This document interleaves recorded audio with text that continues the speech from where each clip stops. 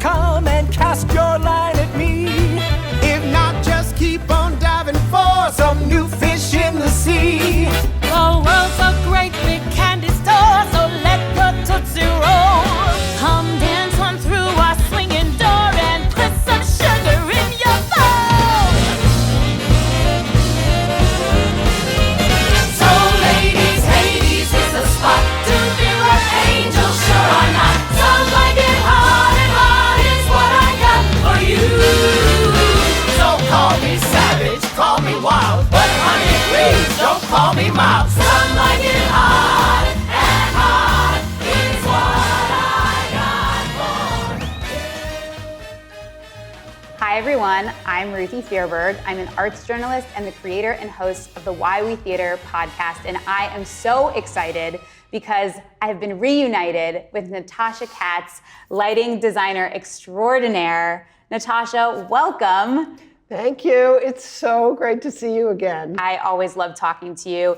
This is Natasha's 70th Broadway credit. She is an absolute genius and institution in this industry, and you guys are gonna learn about why. So just to brag about you a little more, Natasha is a 15-time Tony-nominated lighting designer and a 7-time winner, most recently for MJ. She is a Theater Hall of Famer as well. So you're really learning from the best here today.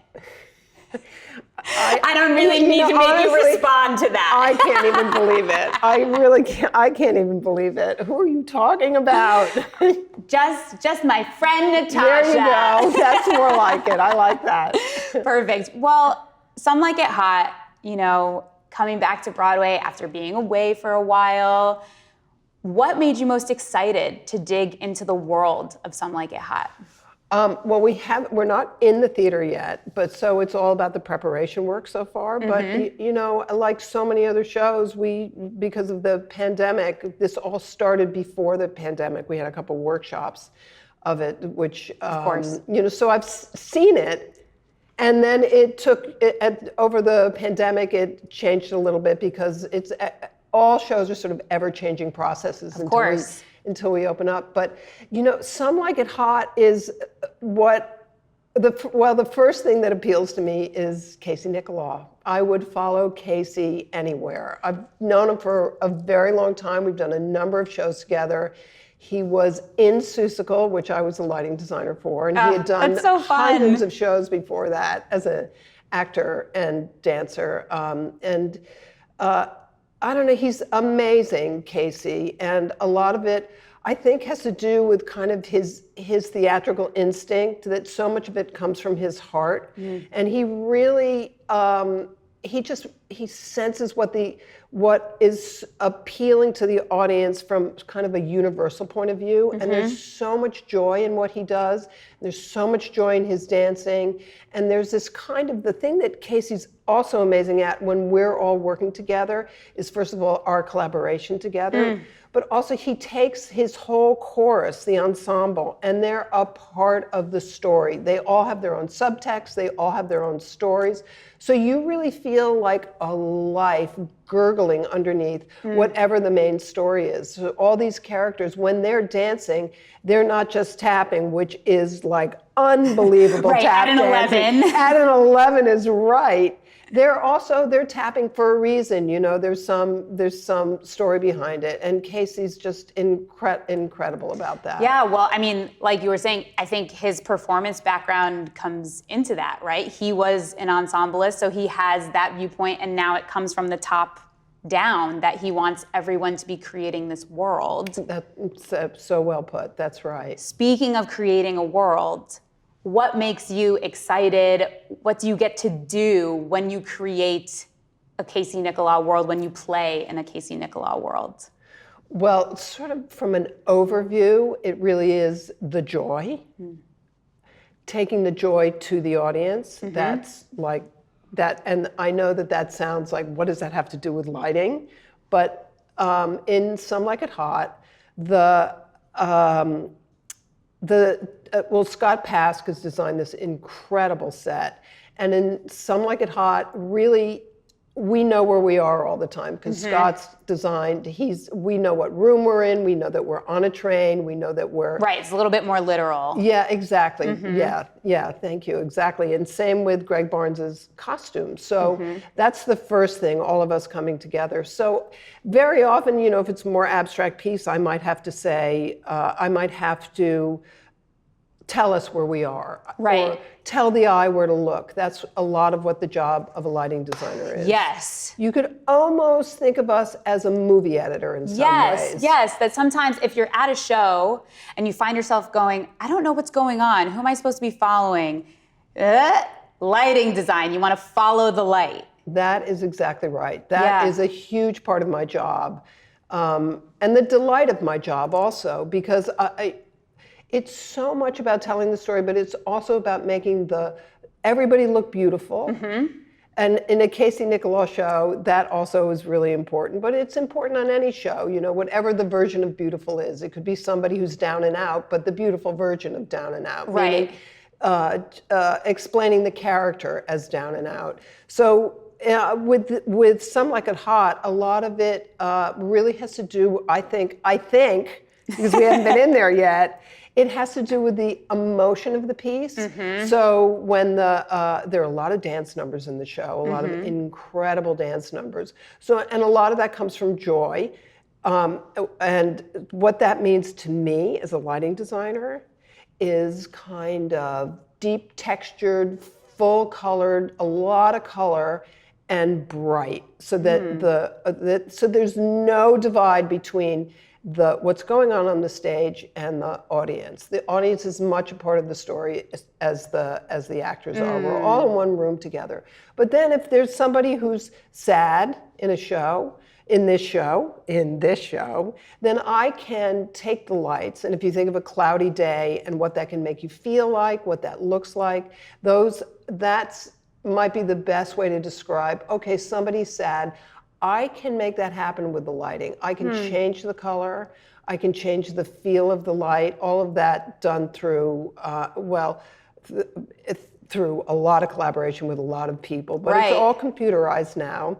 And then I essentially say, I'm going to do this in lay terms, okay, let's make that look cool and sad, and then the lights so go more, to a color. I was going to say more blues and, like literally the color wheel of cool and warm. Exactly. Yeah. And then if there was, there are a lot of romantic scenes in our show, and that's also, I think, what I'm going to be doing is giving a romantic environment. So if you're going out to dinner with somebody and you want to, and it's about like your first date or whatever it is, you think of a place that's going to feel romantic, candlelight, and so we're making this all up because actually it is all make believe. Right. And so then I might put deep lavenders in and deep blues in, and then maybe there's a moon and there are candles.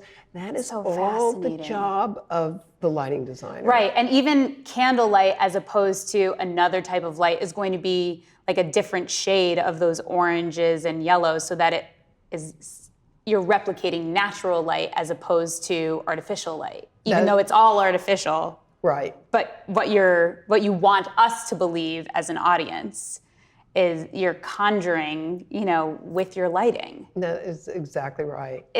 I have so many questions based on just what you gave me, but one of the things I'm curious about is because you're talking about like we're not in the space yet. So much of it, I imagine, is going to depend on where the physical set is, what the actual, Scott can tell a set painter, I want it this color blue, but what the blue actually looks like in person is going to be a different story. The color of a fabric, Josh's wigs that he's working on. How much really gets done before you go into a theater, and how much do you really have to play once you're inside the Schubert? I think people don't realize, it really is 2 years in the making in the sense that Scott had to design the scenery, Greg had to design the costumes, but Scott will call me up and send me a rendering and say, what do you think of this blue? How will it take light? Greg would do the same. He'd say, here are the costume sketches. What do you think of this color? What do we think of the color of the costumes with the background of the set? So we're all in constant contact about. Amazing. Yeah, it is actually kind of amazing. It's not just like a painter painting. It's like a number of people working together. Getting closer and closer and closer to the final product that we're going to see. Yeah. So the floor, in a lot of shows matters a lot because the light, the audience is looking at the floor, the light bounces off the floor, and it bounces never even up thought on of people's that. faces. Yeah, we're getting a little too technical here. I don't know, such thing to know about me. I don't believe in too technical. I think that's fascinating. But although a word you did use that I want to unpack a little, you said texture, using texture of light. When I think of texture, I think of fabric, right? Like you're wearing corduroy pants, I'm wearing denim. Those are textures to me. How do you create texture with light? Well, it does start from the texture of the scenery and the costumes. Because if so these corduroy pants, they look a little reflective in this light, but they suck up light. Darker colors suck up light. Lighter colors reflect more light. So a lot of that affects what I do. So also if Scott has a background that, and you'll see in the show, instead of just a painted flat, which we might have seen, now it's like 100 years ago, like back to Oklahoma or whenever that was. Those were all flat painted drops, but once like our world is a sort of an Art Deco world, and that's about sort of columns coming out, all of that adds to a depth and texture. So some of it's lighting the scenery, some of it has to do with, oh my God, I don't think anybody's going to understand it, but I'm going to give it a try. Let's try. The background and the foreground, so that's like painting. Yes. That's like painting. If I take lights of different colors, it adds a kind of density and depth to it. And Okay. that's what I mean by texture. Very cool. I think that worked. Did it? I don't do, know. and I think I'm excited for people to see the show and to notice these things that, we're kind of just absorbing. And we do want everything to come together in one coalesced picture. That's the goal of theater. But I do think it gives you a little extra joy when you can notice these finer details. The other thing about, and this will happen with this show because of Casey's incredible kind of understanding of music, is if there's a key change very often, for me as a lighting designer, the lights will change. So every audience member listening to this, that's something to really sort of keep in mind. So if there's a moment of amplification, it's happening on every the design lights, level. people don't notice it, but the lights are definitely getting brighter at a time like that. That's so And they cool. might be getting richer in color at the same time, so it's things like that. Yeah. And as you know, at the end of many songs, there's sort of this build in the music, and then there's a big button at the end. So the lights are always changing on the button also. Right, and you're paying attention to all of that. I mean, you have to set so many things. Like you said, it's a little bit more emotional in this piece because we do have the set and the costumes grounding us. But sometimes you have to tell us, are we outside? Are we inside? Are we inside someone's head? Are we in reality? We're going from Chicago on this train to California. Is your lighting very different from Chicago to California? Oh, great question. I'm full of them today. Yeah. Well, the answer is definitely yes to that. I mean, if you think of what Chicago looks like with all the big buildings and things like that, that light, that I think that what Chicago is going to look like, and it's also in a club, is going to be more contained, more interior, buildings in the way, sharper angles. So we'll see shadows and things like that? Yes, Okay. exactly. And Grayer colors? Definitely grayer colors. Definitely grayer colors. And part of it also is they're escaping from something that they need to escape from something. Yeah, So life-threatening, we'll say. Yeah, perfect. Yes, exactly.